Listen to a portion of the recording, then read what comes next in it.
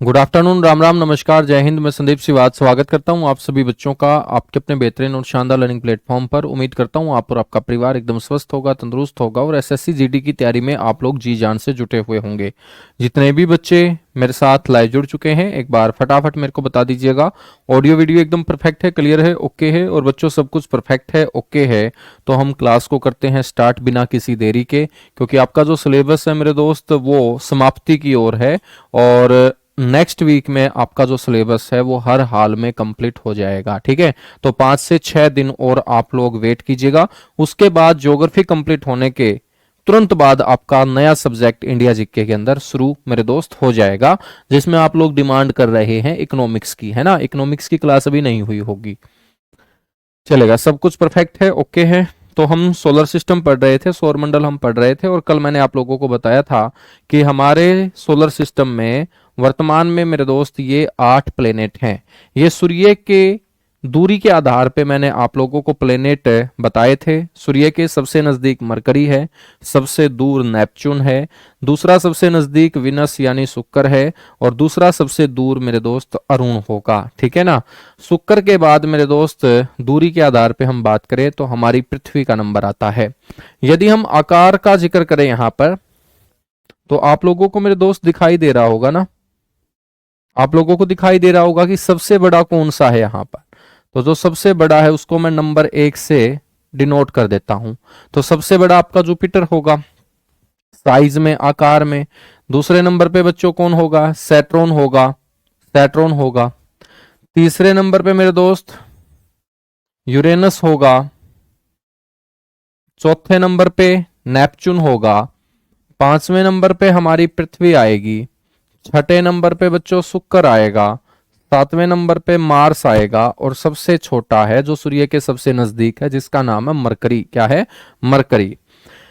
अब यहां पर आप लोग एक पॉइंट समझिएगा कि सूर्य से दूरी के आधार पे आपको ये 8 प्लेनेट पढ़ने को मिलते हैं मेरे दोस्त। इन 8 में जो ये स्टार्टिंग के 4 हैं, जो ये स्टार्टिंग के 4 हैं, ठीक है, और ये आपके लास्ट के 4 होंगे।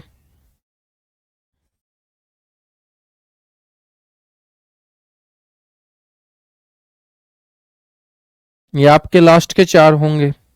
तो हम यहां पर चर्चा करें तो स्टार्टिंग के जो 4 है ना, इनको हम बोलते हैं इनर प्लेनेट,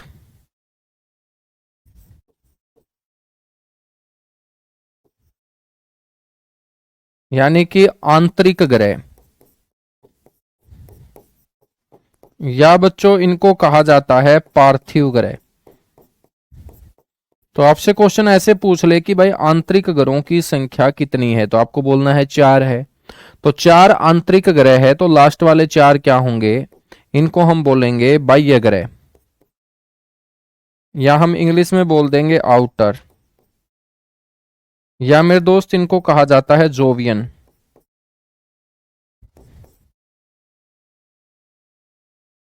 क्या कहा जाता है? जोवियन प्लेनेट्स इनको कहा जाता है। अब आपके दिमाग में आएगा कि सर ये आंतरिक ग्रह क्या फंडा है, क्या होता है ये आंतरिक ग्रह? तो मेरे दोस्त आंतरिक ग्रह हम उसको बोलेंगे, एक तो जो सूर्य के सबसे नजदीक होंगे,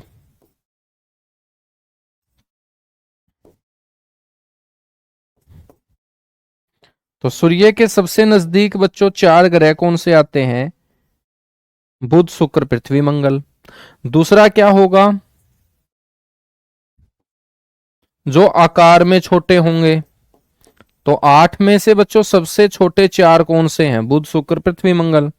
जो आकार में क्या होंगे? सबसे छोटे होंगे। 8 में से सबसे छोटे 4 यदि आपसे पूछ ले तो इन्हीं का तो नाम लोगे तुम। और एक मेरे दोस्त आप बोलोगे कि जो आपको नजर आएंगे सॉलिड स्टेट के अंदर, ठोसीय अवस्था में, ठीक है, जिनका ज्यादातर भाग आपको कौन सी स्टेट में नजर आएगा? सॉलिड स्टेट में, सॉलिड स्टेट के अंदर, ठीक है ना? तो ये आप लोगों को ध्यान रखना, उन्हीं को हम क्या बोल देंगे यहां पर? इनर प्लेनेट बोल देंगे। तो इनर प्लेनेट बोलने के लिए 3 कंडीशन आपको सामने वाले को बतानी है। एक तो सूर्य के सबसे नजदीक जो 4 प्लेनेट हैं, आकार में जो 4 सबसे छोटे हैं, या जिनकी जो अवस्था है ना वो सॉलिड है, यानी कि वो आपको ठोसीय अवस्था में नजर आएंगे। ठीक है बच्चों, फिर बाह्य प्लेनेट कौन से हो जाएंगे आपके?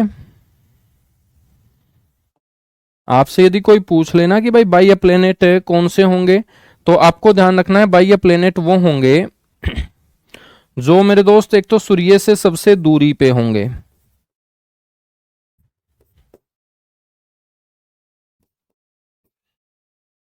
सूर्य से सबसे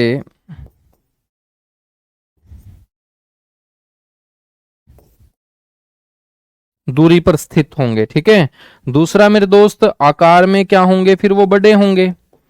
और एक दो तीन चार ये तो ऐसे ही याद हो जाएंगे कि बृहस्पति सबसे बड़ा, शनि दूसरे नंबर पे सबसे बड़ा, अरुण तीसरे नंबर पे सबसे बड़ा, वरुण चौथे नंबर पे सबसे बड़ा।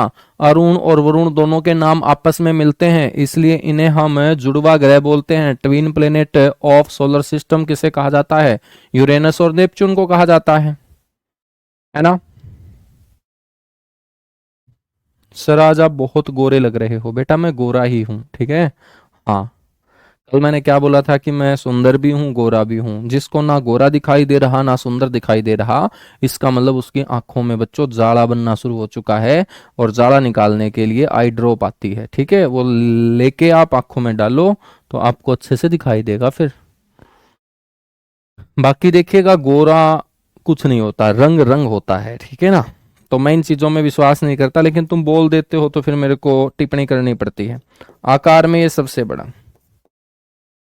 हम तो देखेगा ना कास्ट समझते हैं ना धर्म समझते हैं। हम तो समझते हैं कि बस इंसान अच्छा होना चाहिए, जो खुद खुद के बारे में नहीं दूसरे के बारे में भी अच्छा मेरे दोस्त सोचता हो, जो दूसरे की सहायता करने की इच्छा रखता हो, जिसका दिल बहुत साफ हो। तो हमारे लिए तो सबसे मेन वही है, ठीक है। हाँ, तो ना हम रंग देखते हैं ना हम रूप देखते हैं, हम तो सिर्फ देखते हैं इंसानियत कितनी जिंदा है सामने वाले के अंदर, बस वही हमें सबसे अच्छा लगता है। ठीक है, और आप लोगों को भी यही बोलूंगा कि रूप राप रंग ये तो सब भगवान ने दिए हैं मेरे दोस्त, ठीक है। हमने क्या किया है? क्या उस जो भगवान ने रूप हमें दिया, रंग हमें दिया, क्या उसको पाकर हमने दूसरे के लिए कुछ किया? तो मैटर ये करेगा। यदि हम एक अमीर घर में पैदा हो रहे हैं तो इसमें हमारा क्या है? इसमें योगदान, हमारा कुछ योगदान नहीं है। एक गरीब घर में हम पैदा हो रहे हैं तो इसमें भी हमारा कोई कसूर नहीं है ना। तो जोवियन प्लेनेट या बाह्य प्लेनेट मेरे दोस्त, इनकी जो अवस्था होगी ना वो कैसी होगी? सर इनकी जो अवस्था होगी वो होगी गैसीय अवस्था।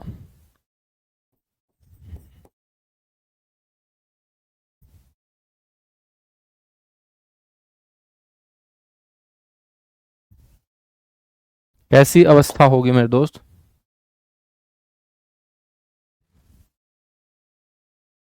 बिल्कुल, बहुत बढ़िया। ठीक है, यहां तक बातें क्लियर हुई। बहुत बढ़िया। अब देखिएगा बच्चों, हम बात करें ना तो ये एक तो मंगल ग्रह जो किसका पार्ट है? इनर प्लेनेट का। एक जुपिटर ग्रह जो किसका पार्ट है? आउटर प्लेनेट का।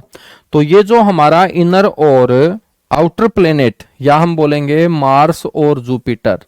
तो बच्चों मार्स और जुपिटर के बीच में ऐसे बहुत सारे छोटे छोटे आकाशीय पिंड पाए जाते हैं। इन आकाशीय पिंडों को हम बोलते हैं एस्ट्रॉयड, एस्ट्रॉयड्स, या हम बोलते हैं मेरे दोस्त क्षुद्र ग्रह। क्या बोलते हैं? एस्ट्रॉयड, यानी कि क्षुद्र ग्रह इन्हें कहा जाता है। तो आपसे कोई पूछ लेगा कि क्षुद्र ग्रह क्या होता है, तो आप बोलेंगे इनर प्लेनेट और आउटर प्लेनेट के बीच में जो आपको आकाशीय पिंड दिखाई देंगे उन्हीं को एस्ट्रॉयड कहा जाता है। या मंगल और बृहस्पति नामक ग्रह के बीच में पाए जाने वाले छोटे छोटे आकाशीय पिंडों को हम क्या बोल देते हैं मेरे दोस्त? हम बोल देते हैं उन्हें एस्ट्रॉयड, यानी कि क्षुद्र ग्रह। ठीक है, अब यहां से मैं एक क्वेश्चन आपसे पूछ लूं। यहां से मेरा मन है आप लोगों से एक जबरदस्त क्वेश्चन पूछने का, जो एग्जाम में भी पूछा जाएगा। ये जो क्षुद्र ग्रह मैंने आपको बताया, इन क्षुद्र ग्रहों से हमारी पृथ्वी की रक्षा कौन सा ग्रह करता है? क्षुद्र ग्रहों से हमारी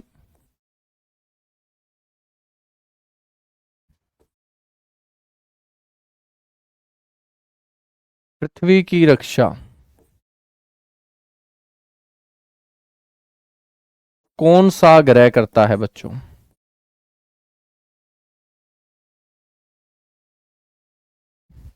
बताइएगा फटाफट।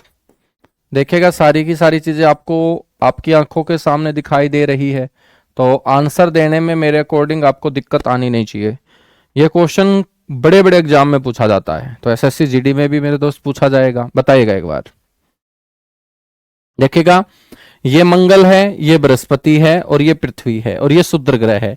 जब शुक्र ग्रह मेरे दोस्त हमारी पृथ्वी की तरफ आएगा, तो आप सोचोगे कि बीच में मंगल ग्रह है, तो मंगल ग्रह हमारी पृथ्वी की रक्षा कर देगा। नहीं मेरे दोस्त, हमारी पृथ्वी की रक्षा करेगा जुपिटर।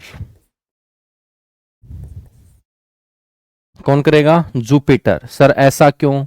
मेरे दोस्त, जब भी कोई क्षुद्र ग्रह अपनी कक्षा को खोकर पृथ्वी की तरफ आगे बढ़ेगा, तो मेरे दोस्त पृथ्वी की तरफ बढ़ते हुए इस क्षुद्र ग्रह को जुपिटर नाम का प्लेनेट अपने ग्रेविटेशनल फोर्स के कारण अपनी ओर खींचकर उसको पृथ्वी की तरफ जाने ही नहीं देगा। क्योंकि बृहस्पति जो ग्रह है ना, इसका गुरुत्वाकर्षण बल मेरे दोस्त बहुत ज्यादा होता है, और कोई भी एस्ट्रॉयड, कोई भी क्षुद्र ग्रह जब अपने ऑर्बिट से, जब अपनी क्लास से बच्चों वो अलग हो जाता है किसी भी कारणवश, और वो पृथ्वी की तरफ आगे बढ़ना स्टार्ट होगा, तो बृहस्पति का ताकतवर गुरुत्वाकर्षण बल उसको अपनी ओर खींच के क्या कर देगा? नष्ट कर देगा। तो मंगल तक तो जाने ही नहीं देगा, बृहस्पति ही उसको अपनी ओर खींच के क्या कर देगा? नष्ट। इसलिए मंगल जो है ना, वो रक्षा नहीं करेगा। रक्षा कौन करेगा? जुपिटर करेगा। आपसे पूछ ले क्यों करता है, तो आप बोलेंगे बच्चों स्ट्रोंग ग्रेविटेशनल फोर्स के कारण, ताकतवर गुरुत्वाकर्षण बल के कारण। ठीक है ना? तो बड़ा इंपॉर्टेंट क्वेश्चन है। चलिएगा, अब हम एक एक करके इनको पढ़ेंगे। 8 प्लेनेट को हम बाद में पढ़ेंगे। सबसे पहले ये जो परिवार है, सौर परिवार, इसका जो मुखिया है, इसका जो चौधरी आदमी है बच्चों, सूर्य। सूर्य चौधरी है, ठीक है। तो सूर्य का अपना अलग से एटीट्यूड है, तो सूर्य के बारे में पढ़ लेते हैं। कहाँ गया सूर्य? ये रहा सूर्य। अभी बना लेते हैं सूर्य को। ये देखिएगा, ये है भाई साहब सूर्य। एक सेकंड रुकिएगा भाई, ये फोन वाले भी बड़े परेशान करते हैं। आप लोगों को भी परेशान करते हैं क्या?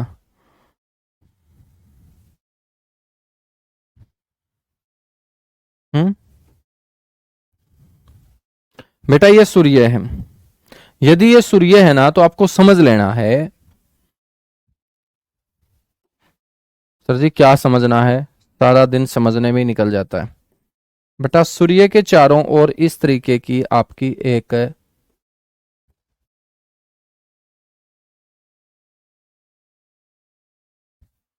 लेयर बनती हुई नजर आएगी, ठीक है ना। ये लाल रंग की लेयर आपको दिखाई देगी। बच्चों यदि ये सूर्य है, तो ये सूर्य की जो मैंने लाल रंग की लेयर बनाई है, इसको हम बोलते हैं क्रोमोस्फेयर। क्या बोलते हैं इसे? क्रोमोस्फेयर।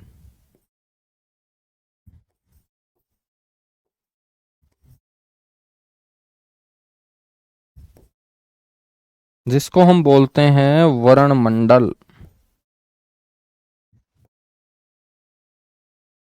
क्या बोलते हैं मेरे दोस्त? वरणमंडल बोलते हैं। और ये जो आप लोगों को नजर आएगी बच्चों, इसे बोलते हैं फोटोस्फेयर।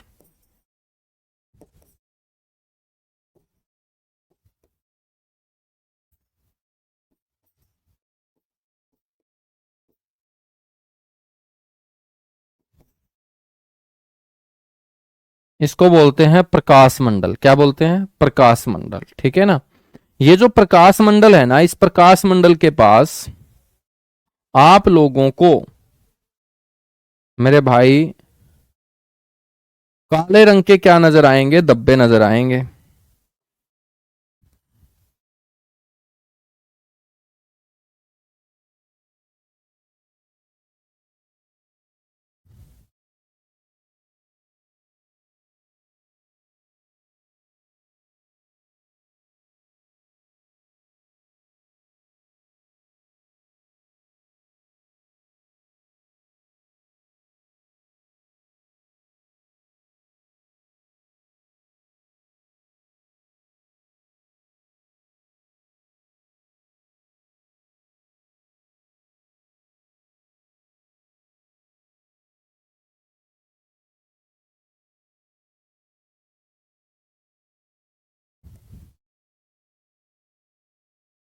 ये देखिएगा, ये काले रंग के क्या है मेरे दोस्त, धब्बे हैं।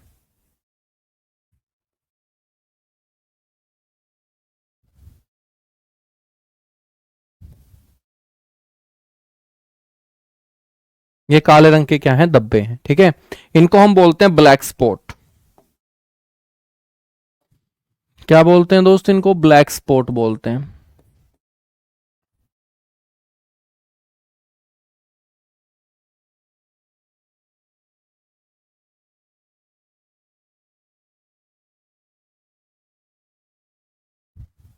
इनको हम बोलते हैं काले धब्बे, ठीक है। और अब आपसे कोई पूछ ले कि यदि ये सूर्य है तो ये सूर्य का क्या होगा, सेंटर होगा, है ना बच्चों। और सूर्य के सेंटर को हम क्या बोल देंगे, करोड बोल देंगे, कोर बोल देंगे। इसको कोर बोल देंगे या करोड बोल देंगे। कई बार आपसे पूछ लेगा कि ये जो सेंटर है ना, इसका टेम्परेचर कितना होता है, तो आपको बोलना है 10 की रेज पावर 7 डिग्री सेल्सियस, ठीक है, 10 की रेज पावर 7 डिग्री सेल्सियस। और आपसे पूछ लेगा कि प्रकाश मंडल, इसका टेम्परेचर कितना होता है, तो प्रकाश मंडल का टेम्परेचर होता है मेरे दोस्त 6000 डिग्री सेल्सियस, ठीक है।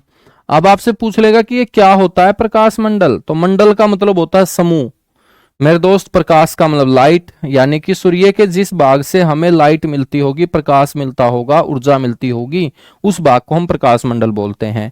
तो मैं आप लोगों से क्वेश्चन पूछूं कि ये जो प्रकाश, ये ऊर्जा आती है, तो क्या ये सेंटर से आती है, तो आप बोलेंगे बिल्कुल भी नहीं।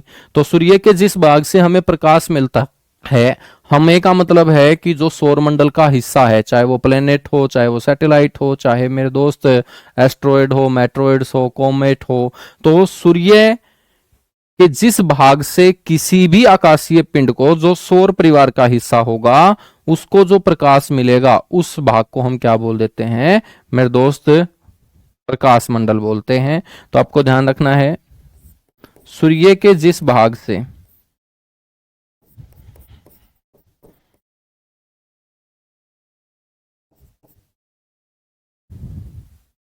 सूर्य के जिस भाग से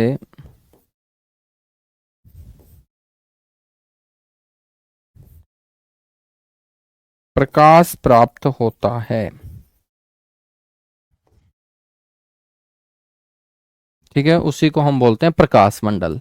तो सर जो ये एक लाल रंग की लेयर बनी है, ये कैसे बनी, तो मेरे दोस्त इस प्रकाश मंडल के चारों ओर जो गैसें फैली हुई थी, वहां पर जो भी गैसें इस सूर्य के चारों ओर फैली हुई थी, तो वो गैसें सूर्य की गर्मी को क्या कर लेती है, एब्जॉर्ब कर लेती है, अवशोषित कर लेती है। और अवशोषित हो जाने के कारण एक लाल रंग की लेयर तैयार हो जाती है, और उसी को हम बोलते हैं क्रोमोस्फेयर।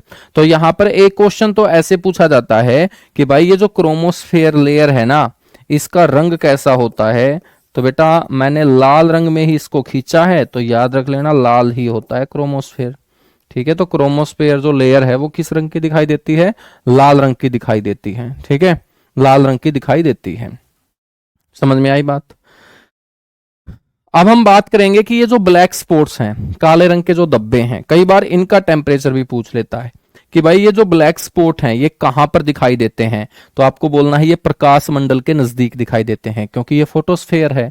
तो फोटोस्फेयर के नजदीक आपको इस तरीके के काले रंग के क्या हैं, धब्बे दिखाई देंगे, काले रंग के धब्बे दिखाई देंगे। तो आपसे ये भी पूछ लेता है कि ये जो ब्लैक स्पॉट्स होते हैं ना, इनका टेम्परेचर कितना होता है, तो इनका टेम्परेचर आसपास के तापमान से 1500 डिग्री सेल्सियस कम होता है। आसपास का टेम्परेचर का मतलब फोटोस्फेयर, और फोटोस्फेयर का टेम्परेचर मैंने कितना पढ़ाया है आपको, 6000 डिग्री सेल्सियस। तो 6000 डिग्री सेल्सियस से 1500 डिग्री सेल्सियस कम करोगे तो 4500 डिग्री सेल्सियस होगा। तो काले धब्बों का जो तापमान है ना, इसका जो टेम्परेचर होगा वो याद रखना है आसपास के क्षेत्र से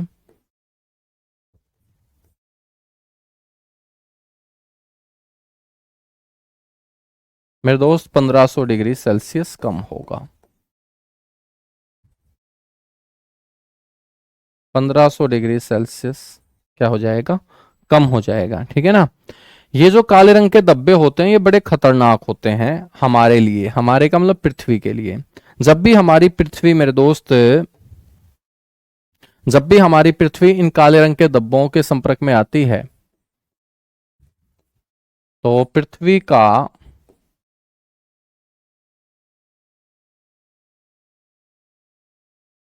काले रंग के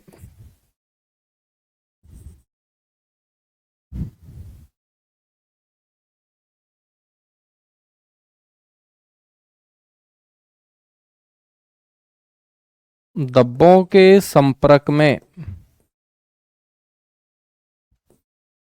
आने पर क्या होता है, तो आपको पता होना चाहिए चुंबकीय झंझावात की स्थिति उत्पन्न हो जाती है मेरे दोस्त। मैग्नेटिक स्टॉर्म आ जाता है पृथ्वी के ऊपर। क्या हो जाएगा पृथ्वी के ऊपर? मैग्नेटिक स्टॉर्म, यानी कि चुंबकीय तूफान। सर जी ये चुंबकीय तूफान क्या होता है? आज तक हमने सुना नहीं। बेटा चुंबकीय तूफान का मतलब है कि हमारी जो इलेक्ट्रॉनिक्स की चीजें हैं वो खराब होना स्टार्ट हो जाएंगी, ठीक है ना। कई बार आपने देखा होगा कि आपके घर में टीवी है, जब आपकी शादी हो जाएगी तो हो सकता है कि लड़की के घर वाले आपको एक टीवी जो है वो भी दहेज में दे दे, गिफ्ट में दे दे, ठीक है। तो लड़की वो टीवी अपने साथ ले आएगी आपके घर में। तो आपकी जो माता जी है ना वो बोलेगी कि ये जो नया है इसको क्यों निकालना, टीवी तो चल ही रहा है, तो इसको आगे जब जरूरत होगी ना तब निकाल लेंगे, तो इसको ऐसे का ऐसा रख दो।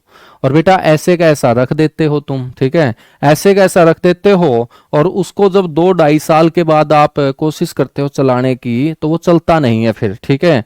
आप मेरे दोस्त उसके थप्पड़ भी मारोगे, ऊपर से साइड से भी थप्पड़ मारोगे, नीचे से भी थप्पड़ मारोगे, और थप्पड़ मारते हुए अपनी पत्नी की तरफ गुस्से से भी देखोगे कि ये खराब आइटम क्यों लेके आई है। वो खराब आइटम नहीं लेके आई थी बेचारी, यदि उसी दिन आप खोल के उसको ऑन कर लेते ना वो सही चलता, लेकिन आपने 2-2.5 साल उसको रख दिया। और मेरा बेटा हो सकता है उस दौरान वो कोई चीज इन चुंबकीय झंझावातों के संपर्क में आ गई और रखी रखाई वो नई चीज क्या हो जाती है, फिर खराब हो जाती है, ठीक है।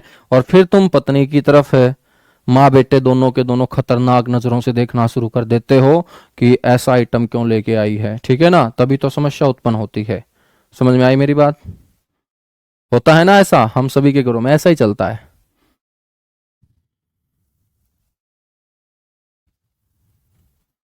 सर जी दहेज नहीं लेंगे, बिल्कुल बहुत अच्छी बात है, दहेज नहीं लेना है, ठीक है। हाँ लेकिन दहेज की जो डेफिनेशन है ना वो आपको पता होनी चाहिए। दहेज का मतलब ये नहीं होता कि सामने वाला आपको टीवी दे रहा है, सामने वाला आपको मतलब भाई कोई छोटा मोटा अलमारी बेड दे रहा है उसको दहेज में काउंट करोगे। बेटा ऐसा दहेज नहीं होता, उसको दहेज नहीं बोलते हम। समझ में आई बात? दहेज का मतलब होता है डिमांड। यदि डिमांड आप करके कोई भी चीज ले रहे हो, डिमांड करके आप एक छोटी सी जैकेट भी ले रहे हो ना, तो इसका मतलब वो दहेज में काउंट होगा। और बिना डिमांड किए सामने वाला चाहे हेलीकॉप्टर दे दे भाई साहब तो वो दहेज में काउंट नहीं होगा। समझ में आई मेरी बात? दहेज का मतलब क्या है कि लड़की के घर वालों के दिल के ऊपर ठेस नहीं पहुंचनी चाहिए, है ना। उनको ये नहीं लगना चाहिए कि लड़के वाले जो है वो डिमांड कर रहे हैं। समझ में आई बात? मेरे अकॉर्डिंग तो ये होता है, ठीक है। वरना तो देखिएगा आज भी हमारी जो माँ है ना वो हमारे मामा के घर चली जाती है तो वहां से 5-10 सूट लेके आती है ना, और हम खुश हो जाते हैं। तो बेटा वो भी तो दहेज ही है ना। सिर्फ आप क्या एक शादी के दौरान दिए जाने वाले उन संसाधनों को दहेज बोल रहे हो? नहीं, दहेज तो फिर हर चीज है जो मायके से आएगी, लड़की के मायके से आएगी, है ना। समझ में आ गई मेरी बात? हाँ तो दहेज का मतलब डिमांड होता है। चलेगा। अब हम यहां पर सूर्य से संबंधित कुछ क्वेश्चन डिस्कस कर लेते हैं फटाफट। हेडिंग डालिएगा सूर्य यानी सन। ज्ञान बहुत ज्यादा हो जाता है कई बार, इसलिए मैं दे देता हूं तुम्हें, क्योंकि कई बार ज्ञान जो है ना छलकना स्टार्ट हो जाता है दोस्त, है ना। तो फिर वो दे देना चाहिए सामने वाले को। वैसे तो मैं कोशिश रहती है कि भाई ज्ञान ना दूं, क्योंकि ऑलरेडी तुम ज्ञानी व्यक्ति हो, सारे के सारे ज्ञानी व्यक्ति जुड़े हुए मेरे साथ। तो सूर्य के बारे में हम बात करेंगे। सबसे पहला पॉइंट क्या होना चाहिए सूर्य के बारे में कि सूर्य है क्या। तो आपको बोलना है बेटा सूर्य एक तारा है। सूर्य क्या है? एक तारा। लेकिन मेरे दोस्त इस सूर्य को कई लोग तारा नहीं मानते थे, उन लोगों में आर्य लोगों को काउंट किया जाता है। लेकिन जो आर्य लोग थे ना, आर्य का मतलब श्रेष्ठ होता है, जो समाज में सबसे ऊपर थे उस समय। लेकिन आज समाज में सबसे ऊपर कौन है? जो सरकारी नौकरी लगा हो, है ना। चाहे वो आर्य हो चाहे वो अनार्य हो, मैटर ही नहीं करता। तो आज समाज में वही ऊपर होगा।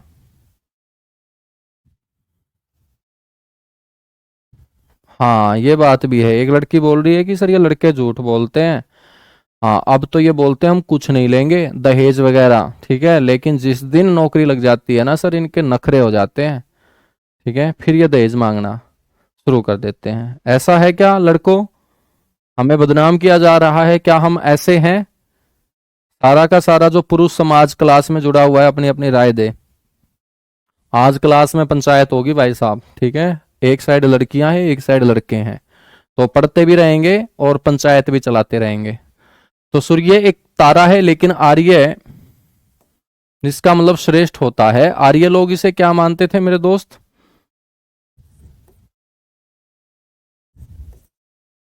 आर्य लोग इसे ग्रह मानते थे। तो आज क्लास में पुरुष समाज और महिला समाज की पंचायत होगी भाई, ठीक है। क्योंकि हमारे ऊपर बहुत बड़ा एक आरोप लगाया गया है पुरुष समाज के ऊपर कि भाई नौकरी लगने के बाद हम बदल जाते हैं। ऐसा है क्या?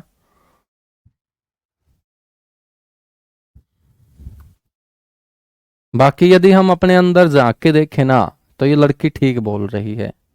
हाँ लेकिन सारे लड़कों के लिए नहीं है ये परसेंटेज लगभग 70 और 30 का रहता है कि 70% के दिमाग में ये आता है कि अब नौकरी लग चुके हैं, अभी मौका है, मौके पे चौका मार देना चाहिए, है ना। और 30% ये सोचते हैं कि भाई मेरे घर में भी तो बहन है, मेरी माँ भी तो किसी की बहन थी, मेरी माँ भी तो आई है किसी घर से, और मेरी माँ को कोई परेशान करे दहेज के लिए, चाहे वो मेरा फादर ही हो, मैं कभी बर्दाश्त नहीं करूंगा। तो ऐसे ही मेरे दोस्त, जो आपके घर में आएगी वो भी तो किसी की बहन होगी। तो हमें बिल्कुल भी दहेज के लिए या किसी भी चीज के लिए अपने को परेशान नहीं करना है, ठीक है।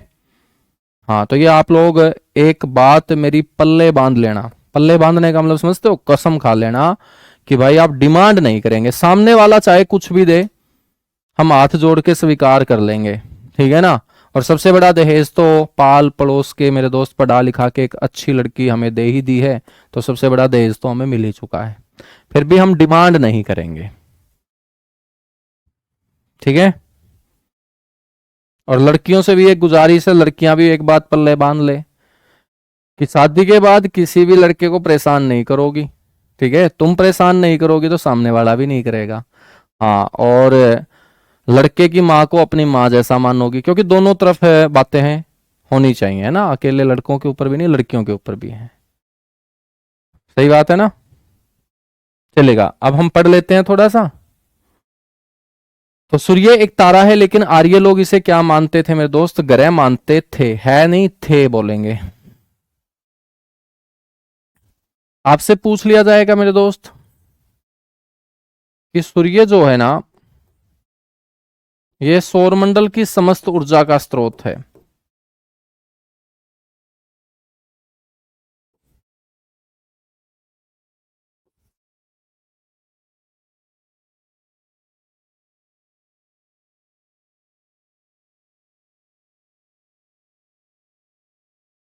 सौरमंडल की समस्त ऊर्जा का स्रोत है, सोर्स ऑफ एनर्जी, ठीक है। तो सोर्स ऑफ एनर्जी है ये, होल सोलर सिस्टम का सौर मंडल की समस्त ऊर्जा का ये स्रोत है मेरे दोस्त। आपसे कोई ये पूछ लेना कि भाई सूर्य के पास ये ऊर्जा आती कहां से है, सूर्य की ऊर्जा का स्रोत फिर क्या है, सूर्य के पास ये ऊर्जा आती कहां से है?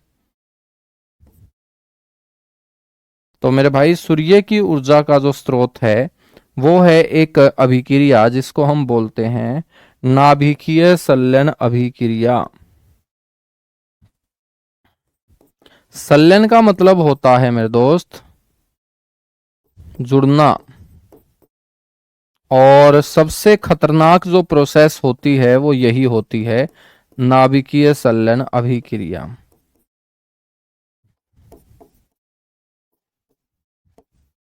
इंग्लिश में क्या बोलेंगे सर? Nuclear fusion process.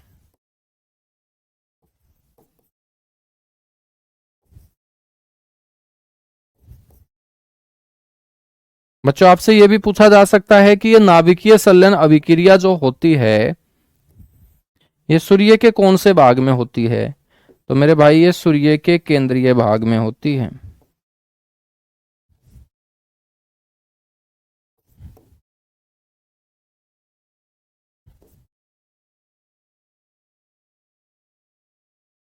तो मेरे दोस्त ये कौन से भाग में होती है? ये सूर्य के केंद्रीय भाग में होती है। ठीक है ना?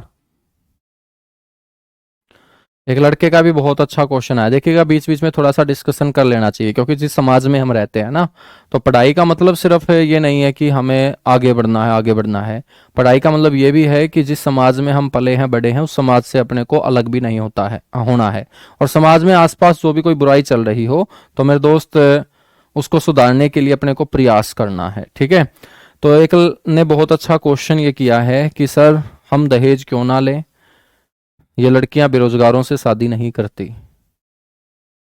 भाई आपकी तरफ से ये क्वेश्चन सही हो सकता है लेकिन मेरी तरफ से सही नहीं है। वो इसलिए सही नहीं है दोस्त, क्योंकि बेरोजगार से शादी करने का मतलब आप समझ रहे हो क्या है? कि लड़के को ही परेशानी होगी और लड़के को ही परेशानी से बचाना चाहती है यहाँ लड़की। ठीक है ना? क्योंकि लड़की आएगी तो बच्चों जिम्मेदारी जो है ना वो लड़के के ऊपर आती है, सीधी सी बात है। घर से निकल के कमाने के लिए लड़के को ही जाना पड़ेगा। और जब बेरोजगारी में है, काम अपने पास है नहीं, हम कुछ कमा नहीं रहे हैं और हम अपने लिए ही चिंतित हैं, तो मेरे दोस्त जो अपना साथी आ जाएगा उसके बाद हमारी चिंता और बढ़ जाएगी। और शादी के बाद जो एक जीवन खुशी भरा हम जो व्यतीत करना चाहते हैं ना, फिर वो व्यतीत नहीं हो पाएगा। ठीक है? ये हमसे ज्यादा लड़कियां समझती हैं, लड़के नहीं समझते हैं इन बातों को, लड़कियां समझेगी। है ना?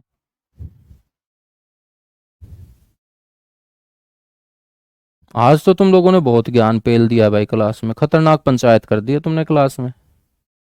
ठीक है? अच्छा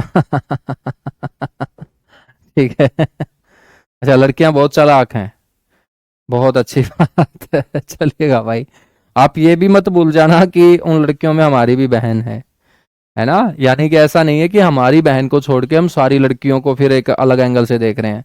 जब तुम लड़कियों का नाम ले रहे हो ना तो उन लड़कियों में मेरे दोस्त हमारी माँ भी शामिल है, हमारी बहन भी शामिल है।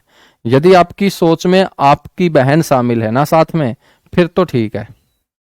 फिर तो यदि आप सोचोगे कि लड़कियां चालाक होती है तो चलेगा, है ना? लेकिन आप अपनी बहन को अलग करके सोचो दूसरों की बहनें चालाक हैं, ऐसा नहीं चलेगा। चलेगा, हम आगे बढ़ेंगे फिर यहाँ पर। बेटा सूर्य के सेंटर के अंदर, सूर्य के केंद्रीय भाग के अंदर ये अभिक्रिया होती है, नाभिकीय।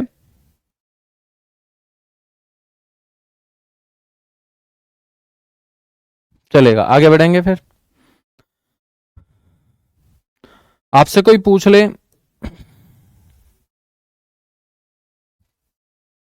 कि सूर्य की जो घूर्णन दिशा है ना वो क्या है? घूर्णन दिशा का मतलब है कि अपने अक्ष पे सूर्य जो घूमता है, रोटेशनल डायरेक्शन हम इसे इंग्लिश में बोलेंगे, रोटेशनल डायरेक्शन ऑफ सन।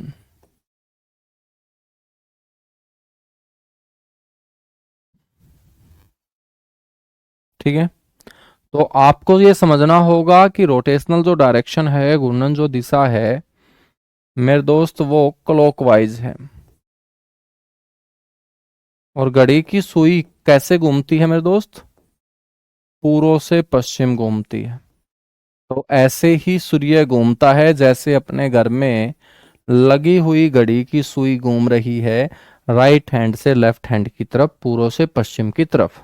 तो घूर्णन दिशा जो होगी वो पूर्व से पश्चिम होगी।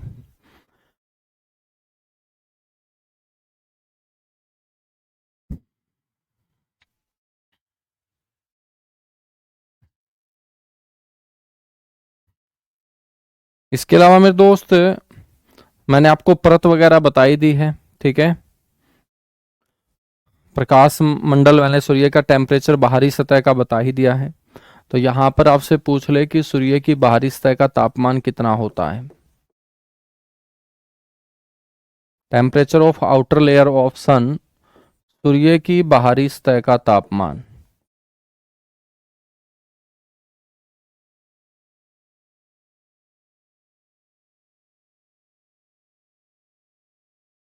वो होता है 6000 डिग्री सेल्सियस। और इसी सतह से मेरे दोस्त सभी को प्रकाश मिलता है। ठीक है, अब एक एक करके हम एक एक प्लेनेट को पढ़ना स्टार्ट करते हैं। सबसे पहले मेरे दोस्त हम पढ़ते हैं यहां पर मरकरी को। मरकरी जिसे हम बोलते हैं बुध। सबसे पहला पॉइंट तो आपका ये बनेगा कि ये सूर्य के सबसे नजदीक है, क्योंकि ये तो आंखें देखते ही बता देगी कि सूर्य के बाद हमने क्या लिखा है, मरकरी ही लिखा है। तो नियरेस्ट प्लेनेट फ्रॉम सन, या हम बोलेंगे सूर्य से सबसे नजदीक।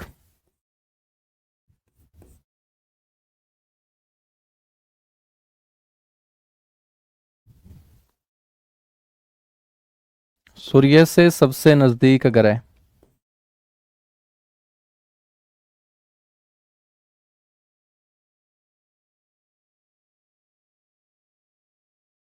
ठीक है बच्चों, हम बोलेंगे आकार में सबसे छोटा।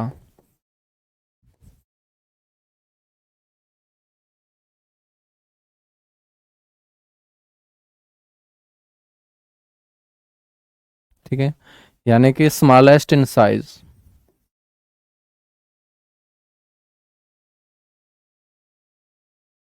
आकार में क्या होगा, ये सबसे छोटा। द्रव्यमान मेरे दोस्त सबसे कम। द्रव्यमान का मतलब होता है मास।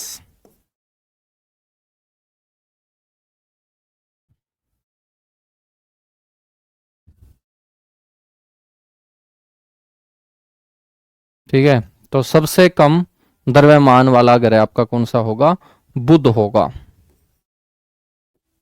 मेरे दोस्त हम बात करेंगे, बुध का कोई भी उपग्रह नहीं है।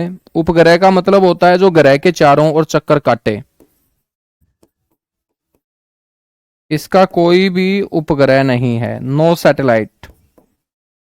उपग्रह का मतलब सैटेलाइट होता है, और सैटेलाइट का मतलब है जो प्लेनेट के चारों ओर चक्कर काटे बच्चों। तो कोई भी उपग्रह नहीं है बुध का, यह आपको ध्यान रखना है। क्यों नहीं है, इसके पीछे कारण है कि सूर्य के सबसे नजदीक होने के कारण सूर्य का ताकतवर gravitational force, due to strong gravitational force of sun, सूर्य के ताकतवर गुरुत्वाकर्षण बल के कारण।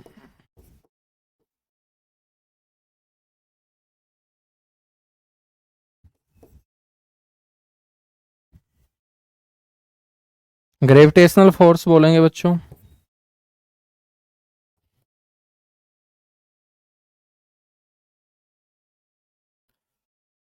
सूर्य के ताकतवर गुरुत्वाकर्षण बल के कारण, ये आप लोगों को ध्यान रखना है। ठीक है बच्चों, हम बात करेंगे कि बुध ग्रह का जो सबसे खास गुण है, जो मुख्य गुण है, इसका मेन कैरेक्टरिस्टिक क्या रहेगी इसकी। बुध का जो मुख्य गुण है ना, वो है इसका चुंबकीय क्षेत्र। मैग्नेटिक फील्ड यहां पर पाया जाता है।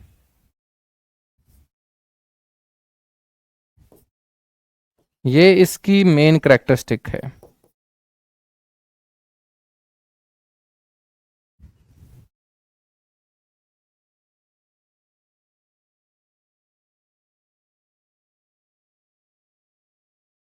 ठीक है, तो इसका मुख्य गुण है चुंबकीय क्षेत्र, मैग्नेटिक फील्ड का पाया जाना। ठीक है बच्चों, हम बात करेंगे,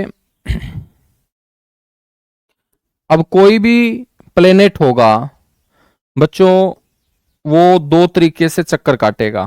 कैसे चक्कर काटेगा, एक को तो हम बोलेंगे रोटेशनल। रोटेशनल को कहा जाता है घूर्णन। इसी घूर्णन को हम बोलेंगे परिभ्रमण, इसको हम बोलेंगे दैनिक।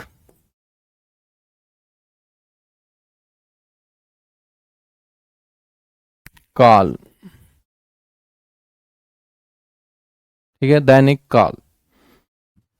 बच्चों ये होता है 58 दिन, ठीक है। और एक होगा रिवॉल्यूशनल। आठों के आठों प्लेनेट हम पढ़ेंगे ना, तो यदि मैं ऐसे शब्द बोल रहा हूं तो आपको समझना है। कैसे समझोगे अभी मैं समझाऊंगा आपको। इसको हम बोलेंगे परिक्रमण, इसको हम बोलेंगे वार्षिक।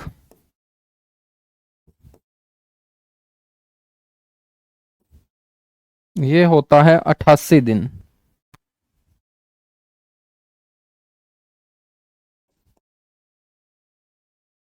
ठीक है। अब इसका मतलब क्या होगा?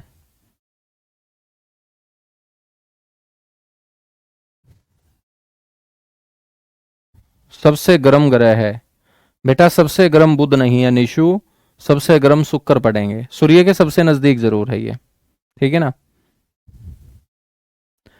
सर जी एसएससी जीडी सिलेक्शन के बाद आपके हाथों से टी शर्ट लेना है, बिल्कुल मेरे दोस्त। हाँ, इंग्लिश में भी बता रहा हूं ना साथ के साथ, रोटेशनल और रिवोल्यूशनल, ठीक है।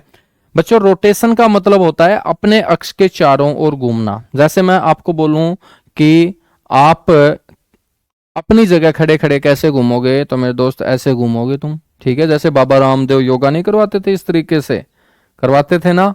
हाँ, तो वो है रोटेशनल, यानी कि अपने अक्ष के चारों ओर चक्कर लगाना, उसे हम क्या बोलेंगे मेरे दोस्त?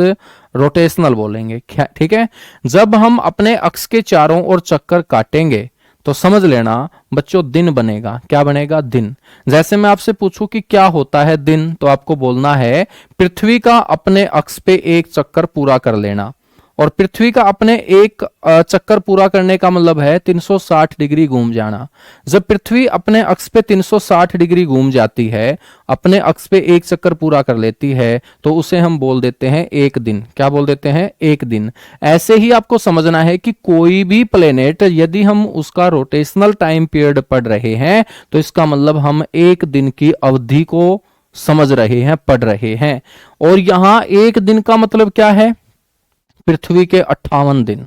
यानी कि यदि मैं बुध को यदि मैं आप लोगों को यहां पर बैठाकर बच्चों बस में बुध के ऊपर ले जाऊं, देखिएगा बस जाती नहीं है, फिर भी कोशिश कर लेते हैं।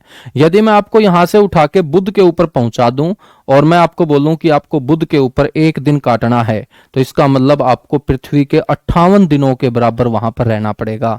तो पृथ्वी के 58 दिन इज इक्वल टू बुध का एक दिन होता है मेरे दोस्त, ठीक है। समझ में आई बात? तो अपनी पृथ्वी के ऊपर एक दिन की अवधि होती है जो हम 24 घंटे की मानते हैं, होती 23 घंटे 56 मिनट 4 सेकंड की है, लेकिन हम मानते 24 घंटे की है। ऐसे ही बुध के ऊपर एक दिन की अवधि होती है 58 दिन की, ठीक है ना। सर जी मुझे गले की ये चैन लेनी है। बेटा ऐसा तो मत करो तुम, ठीक है ना। जब तुम नौकरी लग जाओगे तो तुम मेरे को चैन मेरे दोस्त देना, ठीक है ना। हाँ, ऐसा तो मत करो यार तुम, क्योंकि तुम कोई एक बच्चा थोड़ी नौकरी लगता है। आरडब्ल्यूए का तो रिकॉर्ड रहता है कि मेरे दोस्त एक तिहाई जितने पद आते हैं एसएससी जीडी में, एक तिहाई से ज्यादा आरडब्ल्यूए वाले ले जाते हैं। तो इतनी चैन मेरे दोस्त यदि मैं दूंगा तो मेरा चैन लुट जाएगा, मेरा चैन भी लुट जाएगा, मेरा करार भी लुट जाएगा, ठीक है। हाँ, ऐसे मत करो तुम। हाँ, ठीक है। चलेगा।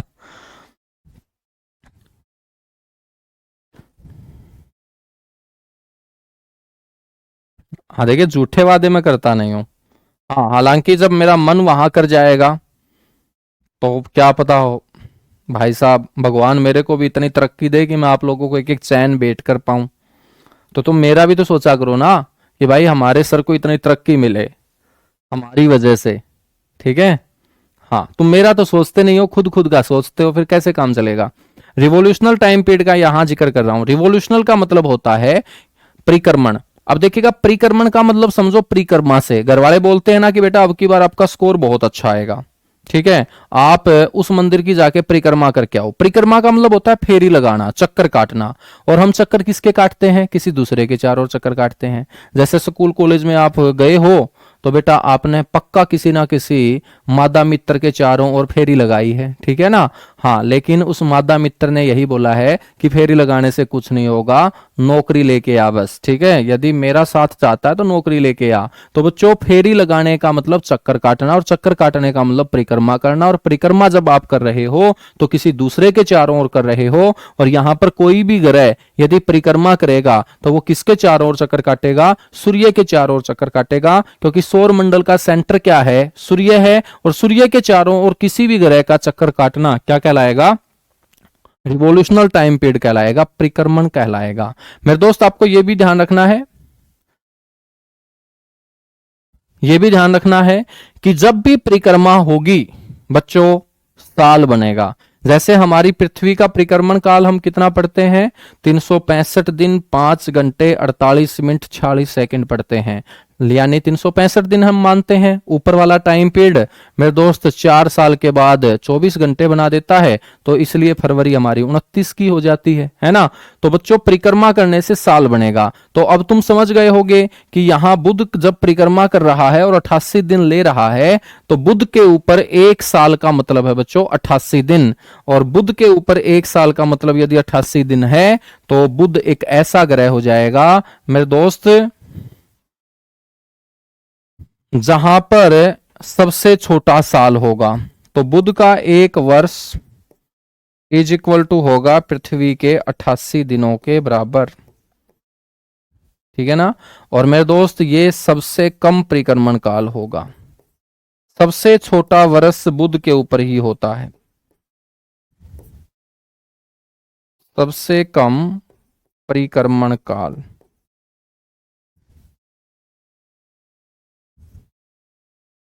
सबसे कम परिक्रमण काल वाला ग्रह कौन सा हो जाएगा? बुध। सबसे छोटा वर्ष कहां होगा? बुध पर।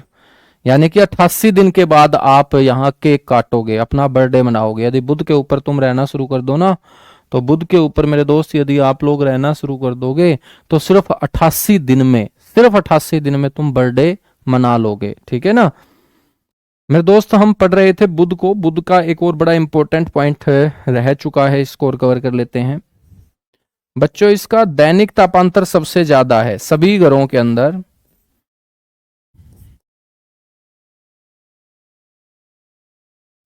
दैनिक तापांतर जो है ना,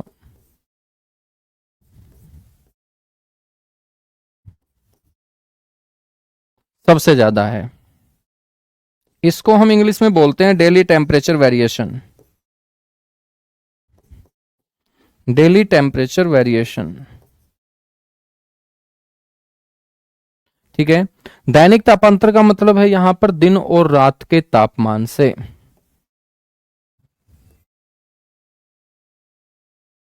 दिन और रात, बेटा यहां पर दिन बहुत गर्म होता है और रात बहुत ठंडी होती है। यानी कि दिन में कोई भी एसी काम नहीं करेगा। क्यों? क्योंकि 427 डिग्री सेल्सियस टेम्परेचर होगा। और बेटा 427 डिग्री सेल्सियस के संपर्क में यदि तुम आ जाओगे ना, तो पता ही नहीं चलेगा हड्डियां भी कहाँ हैं, ठीक है। तो बुध के ऊपर रहना बहुत मुश्किल ही नहीं नामुमकिन है। जैसे डोन को पकड़ना मुश्किल ही नहीं नामुमकिन है, ऐसे बच्चों बुध के ऊपर रहना मुश्किल ही नहीं नामुमकिन है। क्योंकि 427 डिग्री सेल्सियस यहां दिन में टेम्परेचर होता है। लेकिन यह टेम्परेचर बना नहीं रहता, ठीक है। रात यहां क्या हो जाती है? फिर ठंडी हो जाती है। यदि ये टेम्परेचर पूरा दिन मेंटेन रहे, रात यहां ठंडी ना हो, तो बच्चों शुक्र से भी ज्यादा गर्म ग्रह हम किसको पढ़ लेते? बुध को पढ़ लेते। लेकिन यहां दिन जितना गर्म होगा, रात भी बच्चों उतनी ही ठंडी होगी। और रात में टेम्परेचर -173 डिग्री सेल्सियस होगा। यानी कि बच्चों बर्फ जम जाएगी पूरे शरीर की, समझ में ही नहीं आएगा क्या हुआ, ठीक है। तो दिन और रात के टेम्परेचर में जो अंतर हुआ वो कितना हुआ? 600 डिग्री सेल्सियस। अब आप बोलोगे कि सर रात इतनी ठंडी क्यों हो जाती है?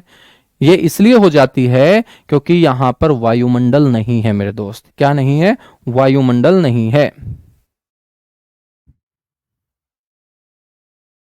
बहुत बढ़िया।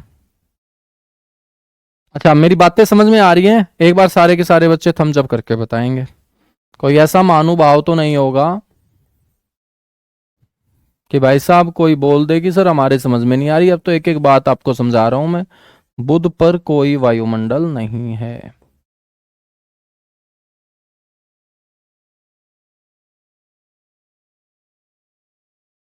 मेरे भाई, बुध के ऊपर कोई वायुमंडल नहीं है। चलेगा, बहुत बढ़िया, बहुत बढ़िया। तो हमारा बुध हो चुका है कंप्लीट। इतनी सी बातें आपको याद रखनी है, ठीक है। बुध के बाद आ जाइएगा, बात करते हैं विनस की।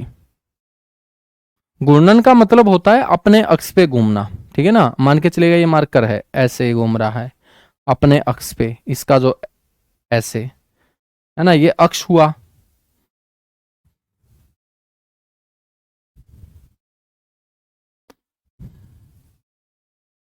सर जी, बैलून बांध कर नहीं जा सकते ऊपर। बेटा, बैलून से पहले खुद ही फूट लोगे तुम। बैलून तो बाद में फूटेगा, पहले तुम ही फूट लोगे, है ना। अब हम बात करते हैं किसकी, यहां पर विनस की। शुक्र को पढ़ते हैं।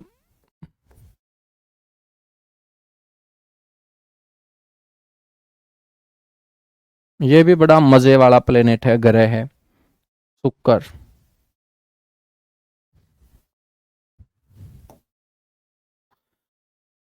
बच्चों, एक तो तुम इसको देखोगे तो ये दूसरा सबसे नजदीक ग्रह है सूर्य से।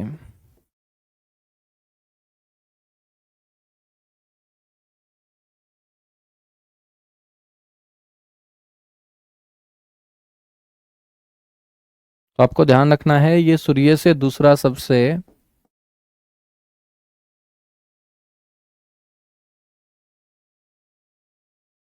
नजदीक ग्रह है, ठीक है। Second nearest planet from sun. English वाले बच्चे भी थोड़ा सा मुस्कुरा दो तुम। Second nearest planet from sun. English वाले बच्चे मुस्कुराइएगा, ठीक है। चलिएगा। उसके बाद हम बात करते हैं मेरे दोस्त, शुक्र जो है ना, इसका भी कोई उपग्रह नहीं है, नो सैटेलाइट। क्यों नहीं है सर इसका कोई उपग्रह? क्योंकि मेरे दोस्त, ये भी सूर्य के सबसे नजदीक है। सूर्य का जो ग्रेविटेशनल फोर्स है ताकतवर, वो क्या कर देता है फिर, वो इसके चारों ओर चक्कर काटने वाले आकाशीय पिंड को अपनी ओर खींच के नष्ट कर देता होगा, ठीक है। तो इसका भी कोई उपग्रह नहीं है, नो सैटेलाइट। इसके बाद मेरे दोस्त आपको ध्यान रखना है, ये सबसे गर्म ग्रह है। सबसे गर्म ग्रह है मेरे दोस्त, ठीक है। ये बिल्कुल बीवी की तरह होता है, पत्नी की तरह मुंह फुलाए रहता है सारा दिन, ठीक है, बहुत गर्म, ठीक है ना। हाँ, तो पत्नी की तरह होता है बच्चों शुक्र। सारा दिन गर्म रहता है ये, ठीक है ना। ठंडा होना इसको आता ही नहीं है।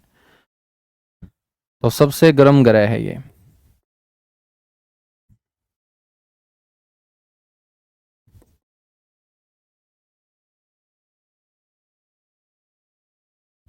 ठीक है, याद रखोगे।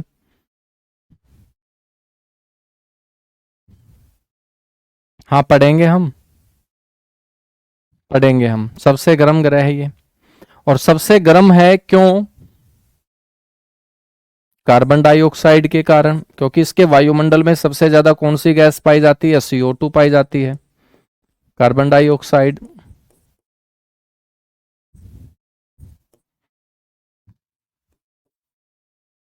गैस के कारण, ठीक है, सबसे गर्म है। सबसे गर्म है तो गर्म चीज हमेशा चमकती है बच्चों, तो इसको चमकीला तारा भी बोल देते हैं। और हर चमकने वाली चीज सुंदर होती है मेरे दोस्त, है ना।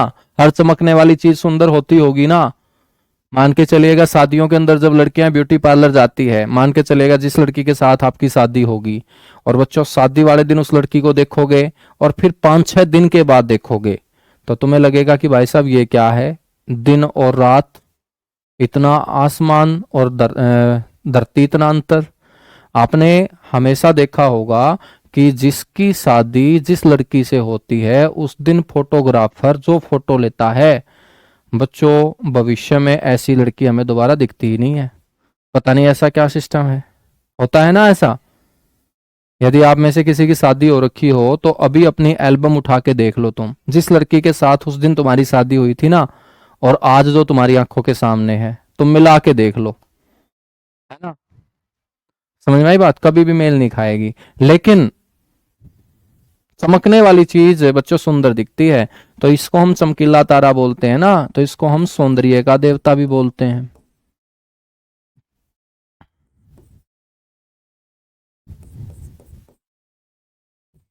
इसको हम क्या बोल देंगे, सौंदर्य का देवता बोल देंगे। सर जी थोड़ा आराम से बोलिएगा, मैडम सुन लेगी। बेटा मैडम है ही नहीं, इसीलिए तो हम मर्दों वाले काम कर रहे हैं आज, ठीक है। हाँ, तो तुम खुद भी समझ जाओ, यदि मैडम पास होती बेटा तो क्या इतनी ऊंची आवाज में मैं बोल पाता, तुम खुद ही बताओ। तो अभी पिछली 3-4 क्लास से मैं क्यों हंस हंस के पढ़ा रहा हूं, तुम समझ गए होगे कि भाई साहब मैडम नहीं है इसलिए। क्या बात है, तुम समझे ही नहीं भाई साहब। एसएससी जीडी वाले बच्चे तो तेज तर्रार होते हैं, समझ जाना चाहिए था कि 3-4 दिनों से मैं पिछले हंस हंस के पढ़ा रहा हूं तुम्हें, बिल्कुल, है ना। तो चमकीला तारा सौंदर्य का देवता इसे बोलते हैं। अच्छा, इसको बोर का तारा भी बोल देते हैं, मॉर्निंग स्टार बोल देते हैं। बोर का तारा इसको बोलते हैं मॉर्निंग स्टार।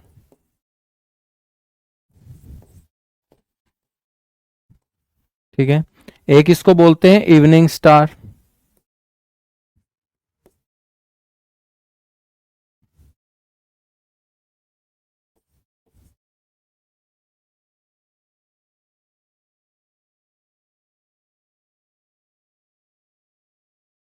इसको बोलते हैं सांझ का तारा। ठीक है, तो इसको बोर का तारा बोलते हैं, एक इसको सांझ का तारा बोलते हैं, सौंदर्य का देवता बोलते हैं, चमकीला तारा मेरे दोस्त इसे कहा जाता है।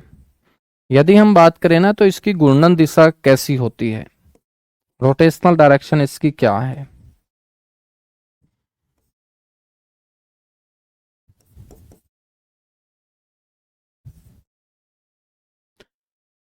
मेरे दोस्त ये शुक्र ग्रह जो है ना, ये सूर्य की तरह घूमता है। और सूर्य कैसे घूमता है दोस्त, क्लॉकवाइज, यानी कि पूर्व से पश्चिम। बच्चों जब हम अपनी अर्थ को पढ़ेंगे, पृथ्वी को पढ़ेंगे, तो हमारी जो पृथ्वी है वो कैसे घूमती है। सर हमारी पृथ्वी घूमती है एंटी क्लॉकवाइज, पश्चिम से पूर्व। तो हमारी पृथ्वी जैसे घूमती है उसके अपोजिट डायरेक्शन में शुक्र घूमता है।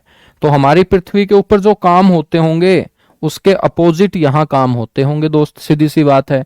जब घूर्णन दिशा हमारी पृथ्वी से अपोजिट है तो काम भी हमारी पृथ्वी से इसके मिलते जुलते नहीं होंगे।